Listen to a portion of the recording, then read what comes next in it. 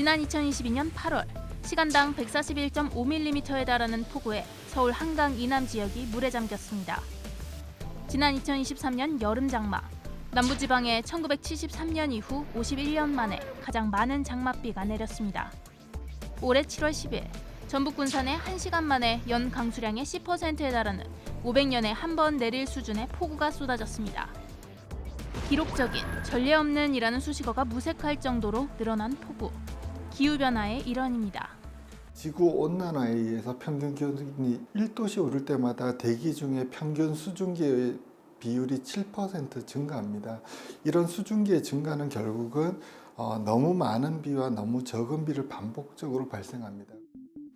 기후변화 시나리오를 보면 오는 2041년부터 2060년 우리나라 연 강수량은 현재보다 6%에서 7% 늘지만 비가 내리는 날은 8%에서 11% 감소할 것으로 전망됩니다.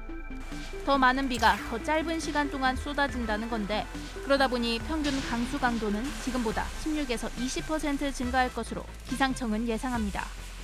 극한호우라는 개념도 지난해 도입됐습니다. 강하고 좁은 지역에 많이 내리는 비.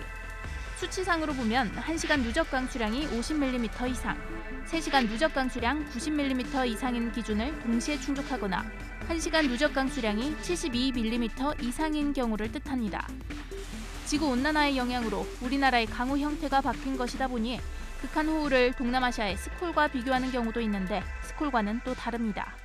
스콜은 소나기처럼 잠시 비가 내리고 주기적으로 오후 타임에 내리고 마는 거지만 사실 이 지금 우리나라에 내리는 극한호우라고 하는 집중호우의 특징은 굉장히 좁은 지역에 단시간 내에 시간을 예측할 수 없을 정도로 1,500, 1,800mm 정도가 1년에 내려야 될 양인데 1시간에 지금 150mm 내렸다고 치면 오히려 매번 일정한 시간에 내리는 스콜보다 예측하기도 대비하기도 훨씬 어렵습니다.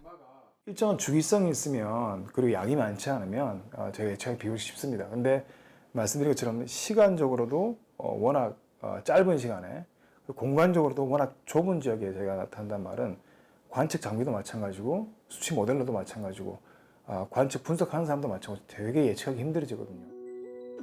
강우 패턴이 변화하면 대책도 변화해야 합니다.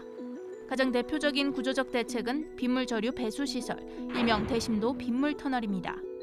땅속 깊은 곳에 있는 아주 큰 물탱크라고 보면 되는데 비가 오면 최대 몇십만 톤의 빗물을 모아뒀다가 하천으로 흘러가게 하기 때문에 침수 피해를 막을 수 있습니다. 서울에는 양천구에 신월 대심도 빗물 터널이 지름 10m 규모로 설치돼 운영 중이고 도림천, 광화문, 강남역 일대 총 3곳에 올해 말부터 빗물 터널 공사가 시작됩니다.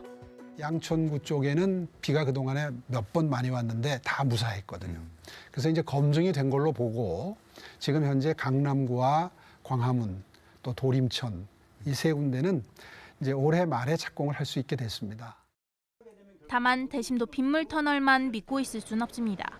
대심도 빗물 저류 터널이 잘 작동하기 위해서는 거기와 연결되어 있는 하수 관로라든가 이런 것들을 잘 또 개선 공사를 해야 되는데 이런 것들에는 굉장히 시간이 많이 걸리죠.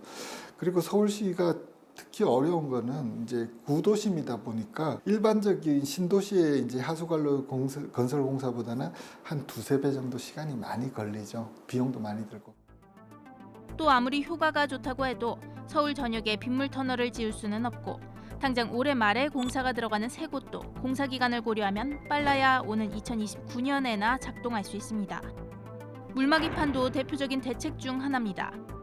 지난 6월 말 기준 서울 내 침수 우려가 있는 주택 24,842채 가운데 물막이판이 설치된 곳은 15,259채, 61.4% 정도입니다. 보급률은 지속적으로 늘고 있지만 많이 보급하는 것 이상의 세심한 기술적 검토가 필요하다고 전문가들은 지적합니다. 물막이판을 설치할 때 어떻게 설치하느냐가 굉장히 중요합니다. 지표면이 다 높이가 다르잖아요. 작년에 우리가 침수했다 그러면 그 정도 물을 막을 수 있도록 물막이판의 높이 위험한 구간에 좀 더 높여줘야 되는데 그냥 똑같은 제품을 획일적으로.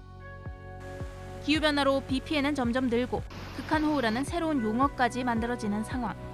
빠르게 늘어나는 피해를 막기 위해선 새로운 대책을 추진함과 동시에 해당 대책의 효율성을 높이는 방안도 함께 고민해야 한다는 지적이 나옵니다. TBS 조주연입니다.